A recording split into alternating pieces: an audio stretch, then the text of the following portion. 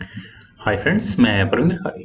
Friends, आज की हमारी गेम रवि परमार जी की एक वीडियो रिक्वेस्ट की है। उन्होंने मुझसे सन 1946 में हुई एक गेम के ऊपर वीडियो बनाने के लिए कहा था, गुस्सेव इमॉर्टल। ये गेम खेली गई थी मोलिनिया स्पोर्टिंग सोसाइटी में, रशिया के अंदर। और यहाँ खेलने वाले खिलाड़ी थे यूरी गुसेव और एवरबैक। आई थिंक दोनों रशियन खिलाड़ी थे। तो आइए फ्रेंड्स, सीधा अब इस गेम को देखते हैं और गेम किस तरह की खेली गई और इस गेम को इमॉर्टल क्यों कहा गया है, जरा समझने की कोशिश करते हैं। गेम की शुरुआत यहाँ गुसेव ने की E4 के साथ। तो सिसिलियन डिफेंस यानी C5 से एवरबैक ने शुरू किया।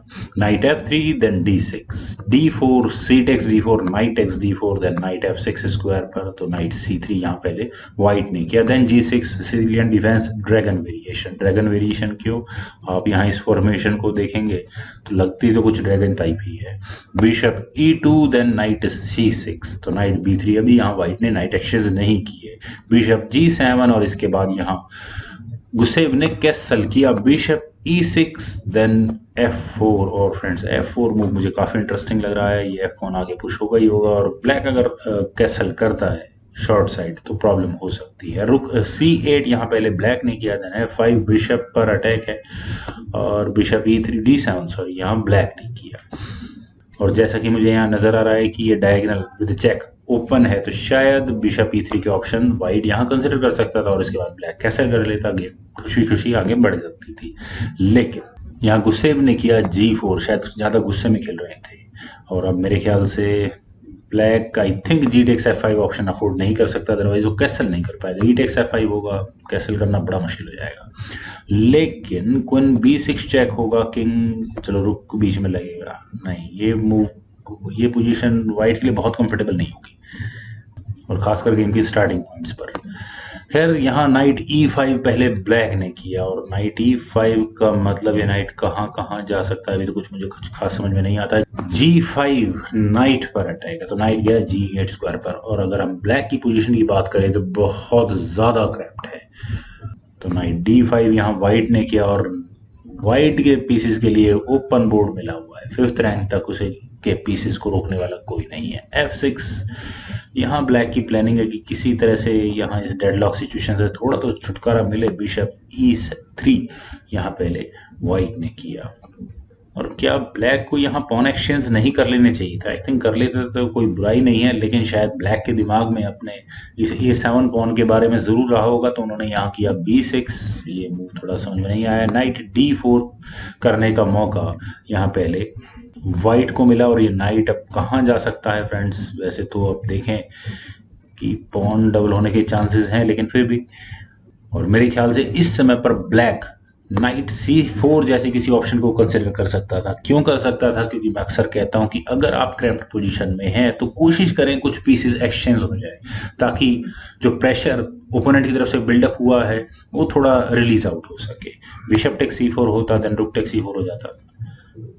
हाँ, पर पोजिशनल एडवांटेज अभी भी व्हाइट को रहने वाला था इस गेम में। पर एवरबेक ने पता नहीं क्यों अपने किंग को मूव किया F7 स्क्वायर पर, कोई फायदा नहीं है। C3 यहाँ पहले व्हाइट ने किया। और क्यों किया है? क्योंकि आप यहाँ देख सकते हैं कि किस तरह की गेम आने वाले समय में खेली जाने वाली है। तो क्वीन E8 यहाँ ब्लैक ने किया, देन नाइट E6। और नाइट E6 का मतलब बिशप टेक C6 तो होना ही है, F टेक C6।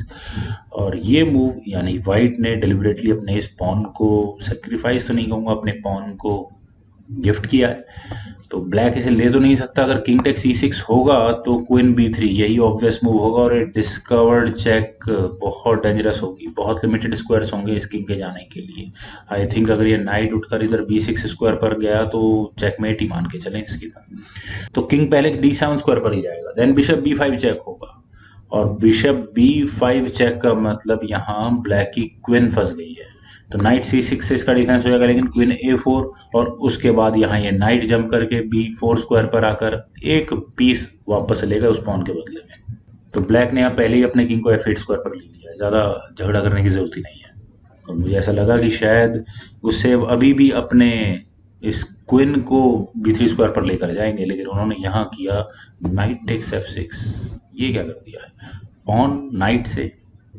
चलिए देखते हैं, ब्लैक अगर यहाँ E टेक्स F6 करता है तो क्या होगा? क्वीन D6 चेक होगा। क्वीन बीच में लगेगी, then queen take C5, material equal, और यहाँ ये पॉन, रुक ने पिन किया हुआ है, और क्या क्या होगा, बहुत डेंजरस गेम होती ही चली जाएगी। खैर फ्रेंड्स, ये तो नहीं आएगा, तो शायद इसीलिए एवरबैक ने यहाँ डिसाइड किया कि वो मेटल एक्सचेंज करेगा। नाइट टेक्स F6, जी टेक्स F6, और ये दो कनेक्टेड पॉन्स 6th रैंक पे पहुंच गए। Bishop takes F6, then bishop H6 check, और यही मूव शायद डेंजरस कॉम्बिनेशन यहाँ व्हाइट ने आखिरकार लगा दिया है। ये पॉन 6th रैंक में, और किंग के जाने के लिए बचा है सिर्फ और सिर्फ G8 स्क्वायर। किंग है G8 स्क्वायर पर, और अब बस किसी भी तरह से व्हाइट को एक चेक देनी है ब्लैक को चेकमेट करने के लिए। उसके लिए सबसे अच्छी पोजीशन है बिशप की, लेकिन उसका खुद का पॉन बीच रास्ते में आ रहा है, या फिर वो यहाँ चाहे तो अपने क्वीन को D5 स्क्वायर पर लाए, लेकिन प्रॉब्लम उसके अपने पॉन से ही है। पर पता नहीं क्या कैलकुलेशंस थी गुसेव की, यहाँ उन्होंने यहाँ किया रूक टेक्स F6। जरूरत थी सेक्रीफाइस की, हो सकता है ई टेक्स F6 करने के बाद क्वीन टेक्स D6। अब समझ में आता है कि जरूरत थी। यहाँ इस पॉन को आगे बढ़ने की गुंजाइश, पोटेंशियल आ चुका है।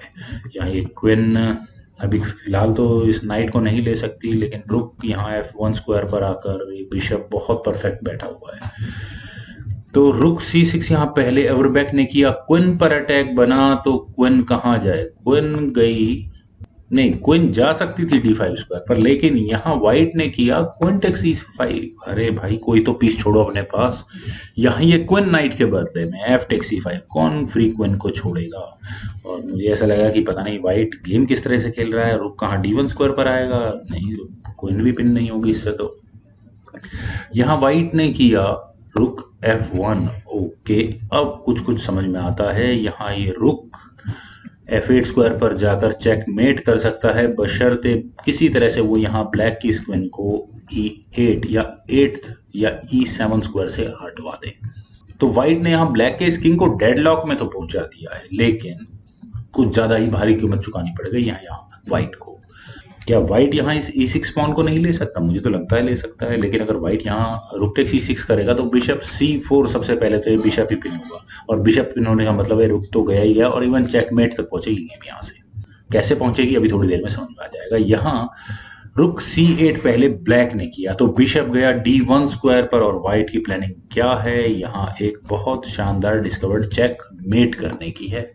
तो आई थिंक ब्लैक को अपनी क्वीन को E7 स्क्वायर पर ले जाकर इस पॉन E6 पॉन के आगे बढ़ने के चांसेस को ही रोक देना चाहिए था, लेकिन उन्होंने यहाँ किया रुक C4। रुक C4 ये मेरी नज़र में थोड़ा सा गड़बड़ मूव है। वैसे इंटेंशनली देखा जाए तो ना बुरा भी नहीं है। बिशप E3 को व्हाइट यहाँ करेगा ही करेगा। रुक पर तो अटैक बना है, लेकिन प्रॉब्लम है ब्लैक के लिए, व्हाइट का लाइट स्क्वायर्ड बिशप, उसको बोर्ड से ऑफ होना जरूरी है इस बिशप का। तो B5 यहाँ पहले ब्लैक ने किया, ठीक है, व्हाइट के लिए इनफ कंपनसेशन नहीं, नुकसान में जो है व्हाइट। यहाँ bishop take C4, B take C4, B3, और अगर C टेक्स B3 होता है तो उसके बाद A टेक्स B3, और यहाँ ये दो कनेक्टेड पॉन्स थोड़ी बहुत प्रॉब्लम कर सकते हैं ब्लैक को, लेकिन क्वीन ही होती है।